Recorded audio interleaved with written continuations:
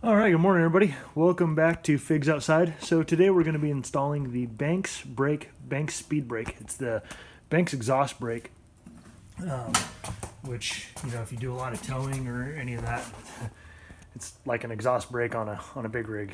So anyway, this is the 55225 kit, Banks brake with the CBC smartlock. So this is for an automatic transmission.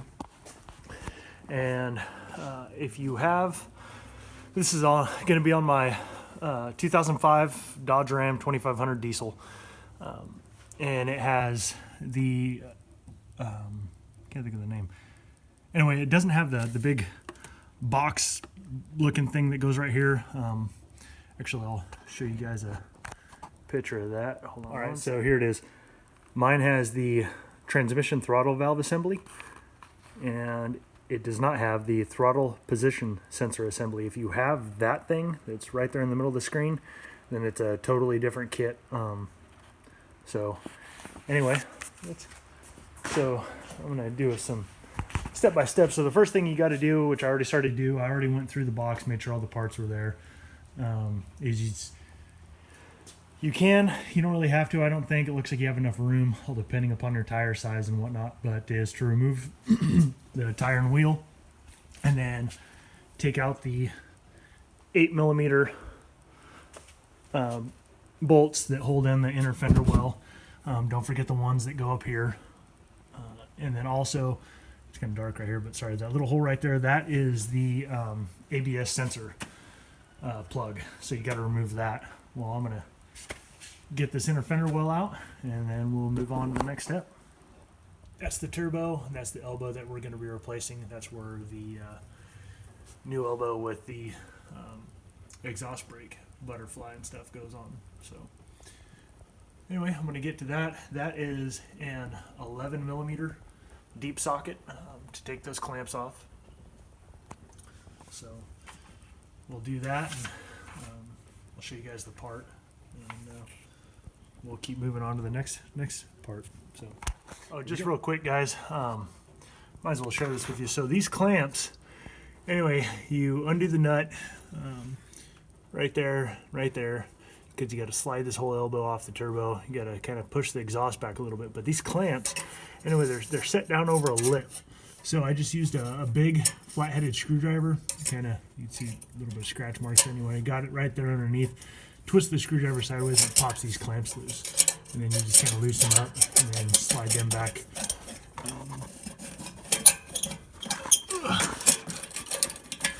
Up and over the edge of the exhaust, and they'll slide down here in this one. Same way. So anyway, just a quick little tip in case you look at those and you're like, how the heck do you get them off? Anyway, yeah, you just kind of pop them and they lock these two pieces together because on the inside there's a ring. You can see it right. I guess my phone's on. Yeah, you can see it right there, how it kind of slips in there. All right, anyway, we'll get back to work. All right, so we got the clamps removed, got the exhaust pulled back just a little bit to get that elbow out. If you remember, that elbow was sitting right in there. I just went ahead and took the big clamp off and made it easier. Got this one hooked up on the edge of the turbo.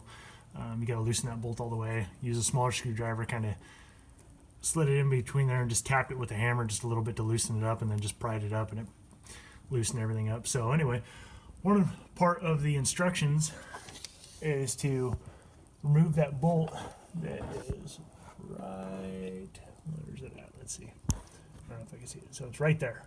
Anyway, figured since everything else was metric, I tried a 14mm, it just barely even fit. 15 was a little too big, so I went with a 9/16. 9/16 fits on there, and that is the transmission dipstick tube, or the fluid check tube. So anyway, I'm going to get that loosened up. That's just a bracket, and you can see the tube running along the left-hand side of it that goes down into the transmission pan. That just allows you to move the tube just a little bit, so give us a little more room and be able to get that new elbow in there. All right, here we go. So anyway, here is the new elbow assembly. So we're going to get that popped open. They have everything labeled really, really well. It even comes with a new belt for the vacuum pump and all that. So anyway, that piece right there will sit right up there where the old one was. All right, let's get that open and try to get it in there. All right, guys, so we got the Banks elbow and pump in. There it is. There, this little pump. The butterfly sits down in there. It was kind of a pain to get that lower clamp in there with the dip stick tube in there. So I just went ahead and removed the whole tube. Pretty easy to get back up in there. But it makes it a pain in the butt because it's so tight in between that clamp and the tube. So I'm going to go ahead and reinstall the tube. They want you to just set it in there kind of loose. It doesn't line up just super perfect until you start tightening that clamp down on the back side. And it's still a little bit loose. I mean, you can wiggle it a little bit. So anyway, once I started clamping it down, started recentering itself, there's a little tension in the pipe and with the elbow. So anyway, I'm going to get that all put back together and we will move on to the next step. Right, so here we go. We got the exhaust all nice and buttoned up. It's right down there. And so we're on to section 4, which is the vacuum solenoid installation. So it says to locate the rail along the rear of the engine compartment, which is this piece, and it wants us to pop out this little push pin. It says the one close to the exhaust. So we're going to pop out that push pin using an upholstery tool or a screwdriver. I said the details are very, very, very good details. The instructions are very well put together, and they tell you step-by-step process. So once we pop that out, we're going to look for this little solenoid, which is right there where it says port 1, port 2. It's a piece right here, and it's in the small parts bag, which I already opened up. And so there it is, small parts bag, and there is the solenoid. And it's got the zip ties and it's got all the little bolts. It tells you what bolt to use as well. So we're going to get that installed. There's the top piece. So when we pop that out, you can see a little hole in the top of the bracket right there. That's going to bolt in where that push pin was. So, all right, well, let's get started. All right, so we got the little solenoid all hooked up, and we got the hose running down to the little actuator nipple down there. You can see the hose ends right there. Comes up, goes along the edge of the dipstick tube, comes up into port 2. And then we got that's a 7/32 hose. It even shows you in the instruction manual that you only get 1.5 feet of it. And the bigger hose is the 5/16, and it hooks onto port 1. And then it runs along, it's going to be up along the wiring harness, and it goes over to the driver's side. But just in case you're not sure, it even has it listed. I don't know if you guys can see that, but it's port 1 and port 2 on the little solenoid. So anyway, the next step is section 5, which is the vacuum pump installation. And with that, we have to take off the factory fan belt or drive belt, as they say. And we got to take the slack out of the tensioner pulley, which is that piece right down there. And then it comes with a drive belt or a fan belt. So there it is there. And it just keeps going. It tells you, what you need to do, what you need to use. It even gives you a diagram of how to route the belt. So, all right, well, let's get moving. Got the belt removed. The next step is to install the vacuum pump, which is this piece right here, onto the vacuum pump bracket, which is this bracket supplied right here. So once you get the pump installed, then it's going to be bolted on to the gear housing. The gear housing, so this will be the new vacuum pump. The previous belt ran right through here, right along this line here, so the new belt's going to run along here. It's a little bit longer. Anyway, so there's the belt, Continental, there's part number and everything. So anyway, it's going to bolt onto the gear housing. So the gear housing is, I don't know if we could see it or not,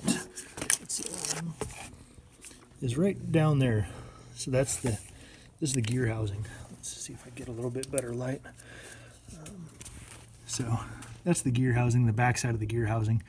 I don't know if we can kind of see it down through there. Oh, there we go, a little better view. So anyway, the bolts are going to go at that top ear right here, here, and then down there. And it says it bolts to the back side. So anyway, that's the gear housing, in case you're wondering. It's right above that pulley and right next to the power steering reservoir, which is this right here. So anyway, we'll get that routed on there, or put on there, and then I believe we route the belt onto it next. So we'll show you what it looks like when it's done. All right, so we got the pump installed onto the little bracket. As you can see, there it is. I always use a little blue Loctite. You're only torquing them down to 18 foot-pounds, so it's not very much. And so these are 10 millimeter bolts, and the bolts that hook up to the gear housing on the back side of the bracket, this bracket's going to go on the back side, are these longer ones right here, and these are 13 millimeter bolts. So anyway, I'll show you guys what it looks like when it's all installed. All right, guys, so we got the pump installed with the bracket with those 13 millimeter bolts. You got plenty of room. These hoses right here, they go to the bottom of they go down here to the steering box. Or anyway, they have a little bit of give to them, so otherwise it's pretty tight fit. But yeah, it slips in there pretty easy. Just kind of wedge it in there sideways. The bracket is shaped kind of like this, and so it kind of wedges and slides right in there. Excuse me. So when you look at the instruction booklet, it shows it like that. Well, that's with the shelf pointing up toward you. Right here is with the bracket pointing the opposite way. And you can kind of see on the back side of the bracket the two tacked bolts or nuts that the bolts screw into. There's one right there in the bottom and then one right up there on the top, the silver pieces. And you kind of fish them in. The top two, you can go in between the radiator belt and the fan blade. And the bottom ones are actually a little more difficult to see and to get to, but it's really not that bad. There's one right there and one right there. Let's see if the camera will zoom in. Yeah, so you can see those two bolts right there. Those are the closest ones. And again, once again, they're 13 millimeter. I just used my left hand and kind of fished it down in between here, stood on the tire and just wedged in there. Same thing with those bolts. You're only torquing them down to 18 foot-pounds, so those also have a little bit of blue Loctite on them. And then the next step looks like it'll be installing the belt. And let's see.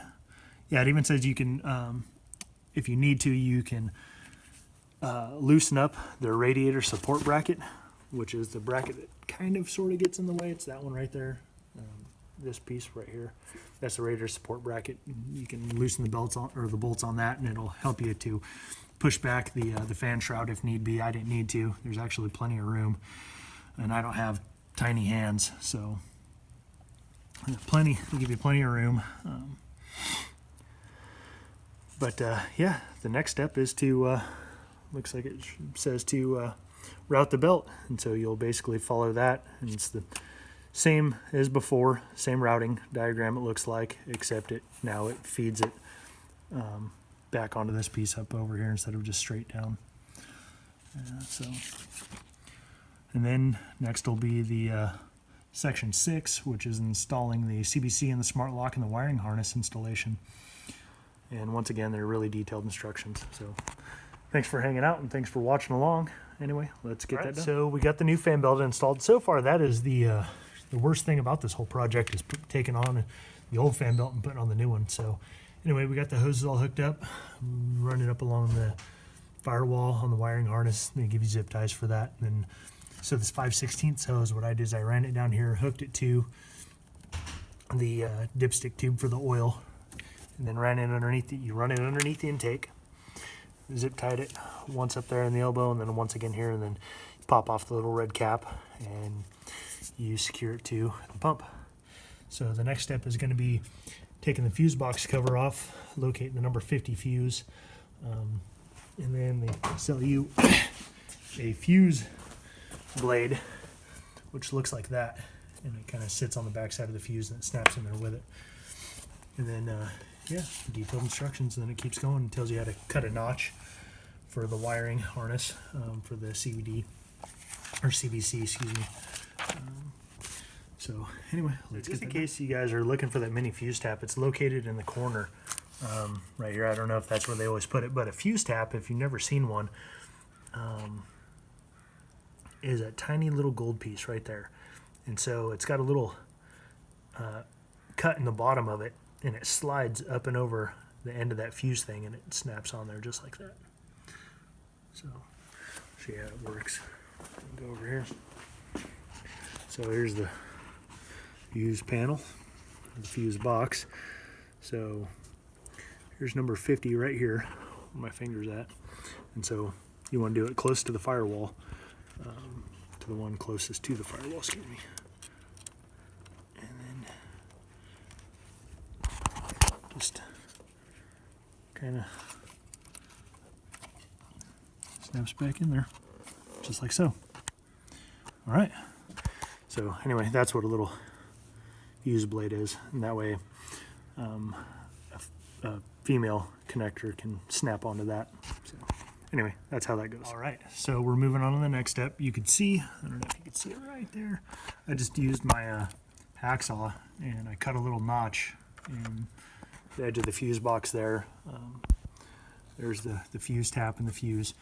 So you're going to undo the wiring harness, and you're going to take the black one right here, the black lead, which is the ground, and you're going to use a 10 millimeter socket or wrench, but it's 10 millimeters. Undo this, make sure it's nice and clean, and that's where your ground is going to go, your grounding hoop.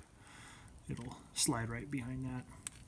And then with that, they supply you with a couple Velcro strips, which are right here. They also sell a different bracket, which I might go to later. But the Banks Smart Lock, the CBC Smart Lock, which is this piece right here, oops, excuse the light, Velcros to the top of the box. So it'll sit just like that. And then, anyway, Velcro strips. So anyway, and then we'll get it all plugged in, and then we'll move on to the next step, which is routing the wiring harness. All right, so we got the CBC Smart Lock Velcroed to the top of the fuse box. I haven't connected the positive wire yet. Anyway, so you on the wiring harness, on the Banks wiring harness, can't really get the plugs mixed up. They're all different. Anyway, so I got the ground all hooked up. You plug it in, and you route the wire along the AC hose. I just used black electrical tape to secure it for now. And then you find the one wire that runs to, and it connects to the plug that was on the solenoid right there. So the next step is to get these hoses, or get these connectors all hooked up, and it looks like it's for the vacuum solenoid connection. So anyway, there's the picture and stuff right there. So we're going to keep plugging along, and I will show you guys how it looks. All right, so we slid the wiring harness, the Banks wiring harness, down along the driver's side. Here's the Banks wiring harness, the two connectors, and there is the 10, I believe they call it a, what is it, a 10, hold on one second. It's the 108, the C108 connector. So that's it right there.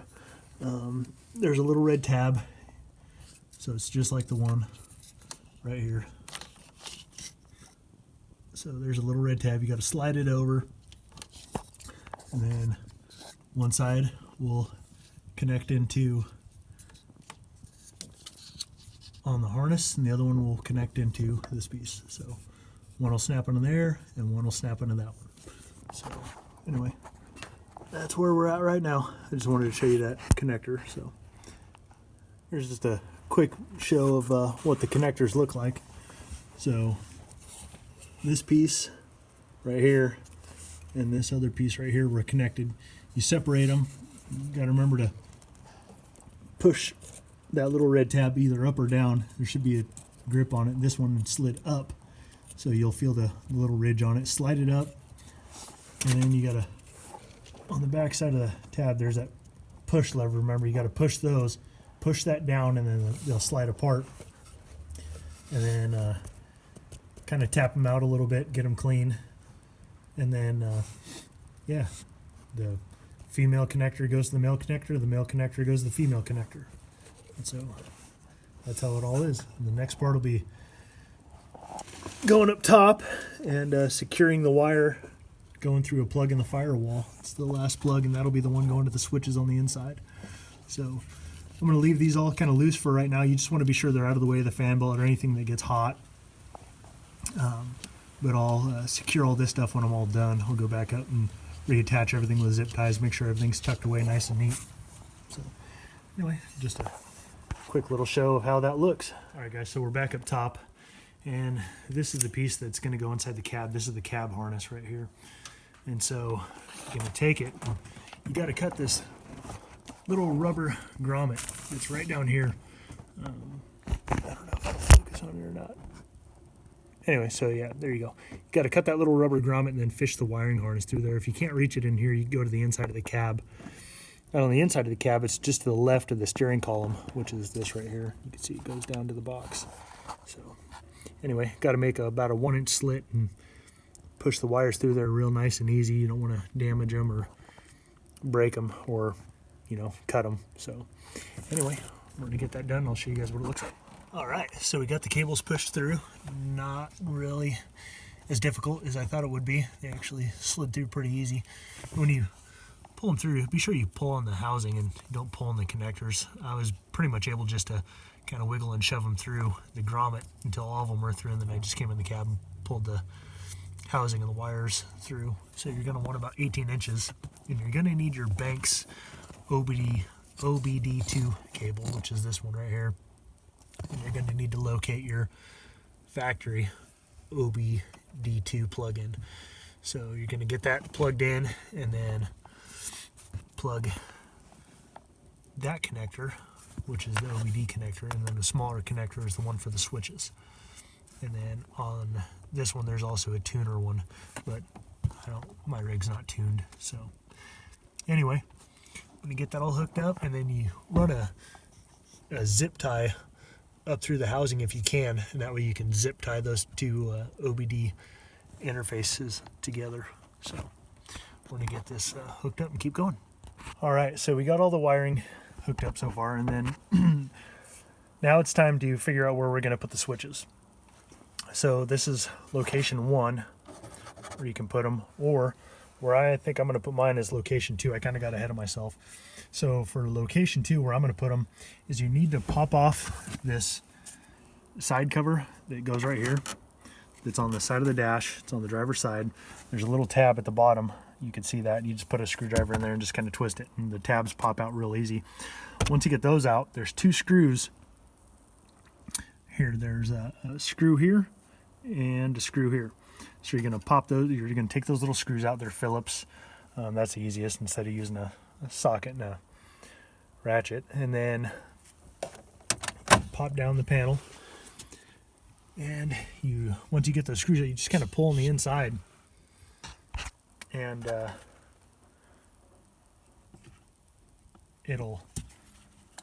panel sits like this. And so once you get that done, you just kind of wiggle the panel out, and there's a piece that kind of sits behind this edge right here. Just kind of lift and push and pull and slide it down, and then the whole thing just slides out. And there's a template, and it like it's the instructions are very, very detailed. And there's a template in the back for your drilling locations. So there's the templates there, 1/2-inch drill, gives you the years, and on those ones, those are for 06, 07, and mine is an 05. So I'm going with location of template 2.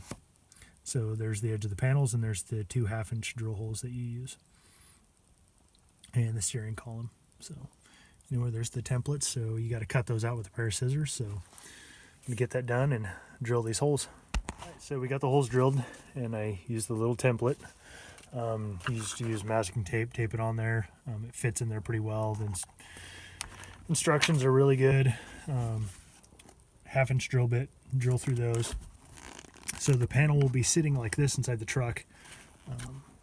And so then after you get those on, be sure you clean the surface really, really well. And then they got these little tags that you stick on there. They set right over the holes that you just drilled. Sorry, a little crooked. And so there's one for the Banks kit, and there's one for the overdrive disable. Jeez. Anyway, so I'm going to get those stuck on there, and then next will be hooking up the switches. And you mount the switches, nice little lit up switches.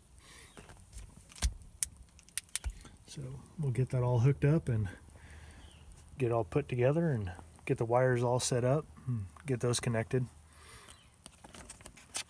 And then after that, it'll be the functional testing. So we'll get all this put back together and show you how it looks. So we got the holes drilled, and I used the little template. Used to use masking tape, tape it on there. It fits in there pretty well. The instructions are really good. 1/2-inch drill bit, drill through those. So the panel will be sitting like this inside the truck. And so then after you get those on, be sure you clean the surface really, really well. And then they got these little tags that you stick on there. They set right over the holes that you just drilled. Sorry, a little crooked. And so there's one for the Banks kit, and there's one for the overdrive disable. Jeez. Anyway, so I'm going to get those stuck on there, and then next will be hooking up the switches. And you mount the switches, nice little lit up switches. So we'll get that all hooked up and get it all put together and get the wires all set up and get those connected. And then after that, it'll be the functional testing. So we'll get all this put back together and show you how it looks. All right, so we got it all mounted up and put back together. So yeah, we just connected the wires. Very detailed instructions. Tells you how to do it. Remove the little, and then when you get the wires all connected, there is a difference. So it tells you the brake enable switch, the color code of the wires, and then there's the overdrive disable switch, the color code for the wires. And then you just remove the little chrome bezel. It's right here. Be very careful. Remember, these are plastic. So you just remove those all the way, and you push the switches through, and then re-put the little chrome bezel back on there. Just be very careful, because remember, it's plastic.